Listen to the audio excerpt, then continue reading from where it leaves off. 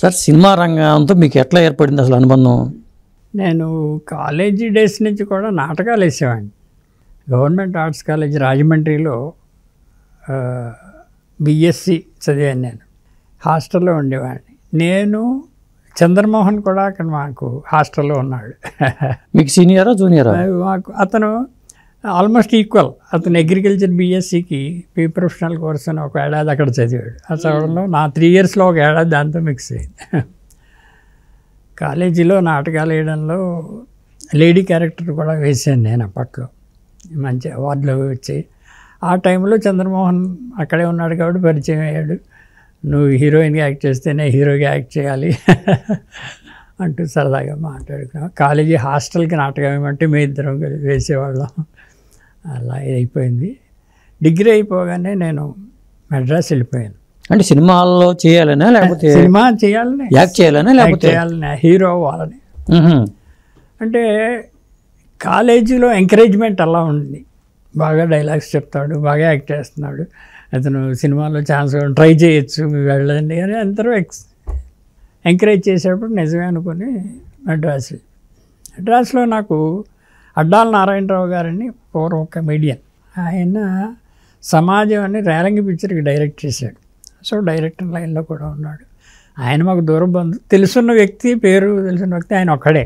ఆయన దగ్గరికి వెళ్ళా, సార్ నేను ఇలాగా నాటకాలు యాక్ట్ చేశాను, సినిమాలు యాక్ట్ చేయాలి, చాలా కష్టం సినిమా ఇండస్ట్రీ అని ఆయన కష్టాలన్నీ చెప్పుకొచ్చి, నువ్వు చదువు, నువ్వు ఉద్యోగం చేసుకుంటే మంచిది. ఏ సంవత్సరం అండి అది? 1961. 61. అబ్బా. లేదండి, నేను ఎలా అయినా సరే సినిమాల్లో ఉండవలసిందే అని పెడితే, అయితే కొన్ని రోజులు చూసేయండి అని టెస్ట్ చేసి, నువ్వు ఎలాగా పట్టు వదలంటున్నావు కాబట్టి నీకు సలహా చెబుతాను, వింటావా అన్నాడు. చెప్పండి, మీ సలహా మీరు లేకపోతే నేను లేను ఇక్కడ.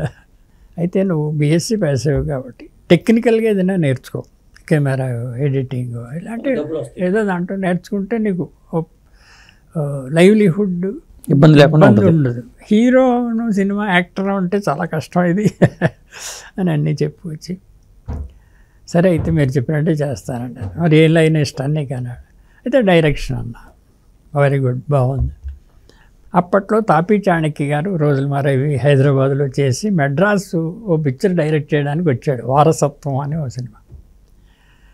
ఆయనకి పరిచయం చేశాడు, ఇలా మావాడు మీ దగ్గర డైరెక్షన్ నేర్చుకుంటాడు అంటే, సార్ అయితే ఇక్కడ ఎవరు లేరు, నాకు హైదరాబాద్ నుంచి వచ్చాను, వస్తుంటే రోజు అంటే వారసత్వం అనే సినిమా ఎన్టీ రామారావు, అంజలీదేవి, రాయలంగి, పెద్ద స్టారింగ్ ఫిలిం.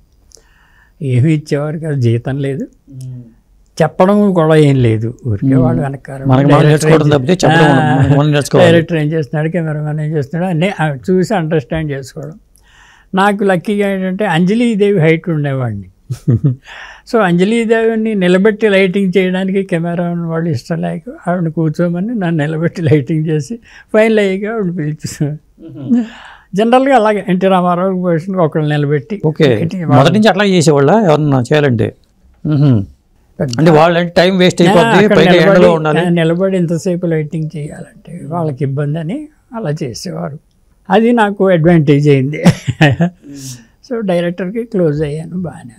ఓకే, అట్ ఆ స్టేజ్ ప్రొడ్యూసర్స్ కూడా కొత్త వాళ్ళు, మా అమలాపురం వైపు వాళ్ళు కూడా వాళ్ళు అన్నారు, ఈ స్టాఫ్ ఎక్స్ట్రా స్టాఫ్ వీళ్ళందరూ నేర్చుకోవడానికి వచ్చేవాళ్ళని మేము నేర్పడానికి లేము, మేమే నేర్చుకుంటున్నాం, గోపాలకృష్ణ నువ్వు వద్దులే వెళ్ళిపో అని సెట్లోంచి, సెట్ వాళ్ళకి మరి ప్రొడ్యూసర్ కదా, నువ్వు వెళ్ళిపో అన్నారు. ఎన్ని రోజులు చేశారు అక్కడ?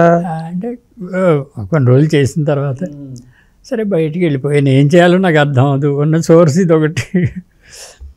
అంతట్లో అంజలీదేవికి షార్ట్కి కెమెరా నిలబడాల్సి వచ్చింది. పొజిషన్ డైరెక్టర్ అడిగాడు, ఇది గోపివేడి అన్నారు. ఇలా ప్రొడ్యూసర్ గారు వద్దన్నారండి, బయటికి వెళ్ళిపోయాడు అతను.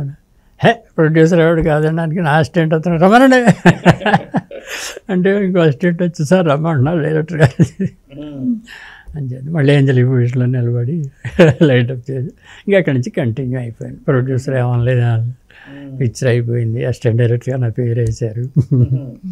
కానీ ఆ స్ట్రగుల్ అయ్యేవాళ్ళ స్టార్టింగ్లో? అక్కడ స్ట్రగుల్ అంటే బిఎస్సి పాస్ అయ్యాను, ఉద్యోగం చెయ్యాలి, యాక్చువల్గా ఉద్యోగం చేసి సంపాదించుకోవాలి. ఆ స్టేజ్ ఎంత మీ ఏజ్ అప్పుడు? అప్పుడు ఎంత 16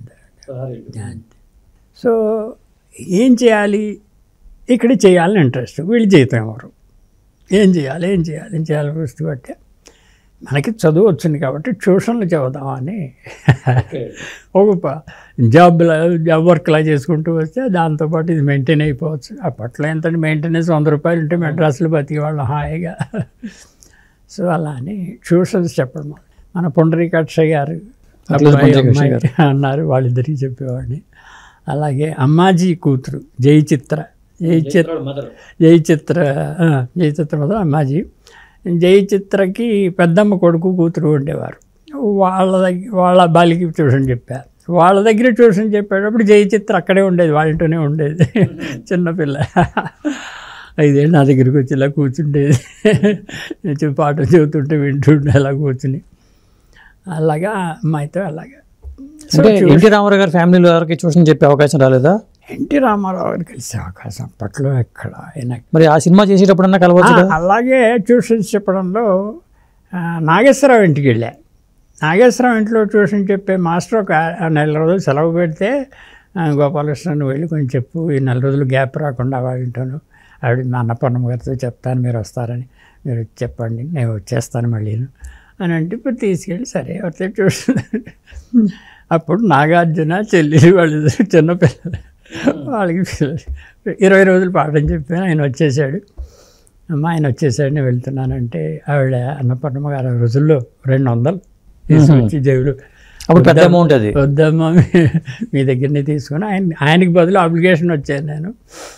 అదేం లేదు వద్దంటే, అలా కాదు తీసుకోకుండా మిమ్మల్ని పంపించాం అని చెప్పి 200 చేసా. అలాగా ట్యూషన్లు చెప్పి సినిమా మీద ఇంట్రెస్ట్ చేత అసిస్టెంట్ డైరెక్టర్గా ఉండి డైరెక్టర్ అవ్వాలి ఆ తపన ఇది అలాగా.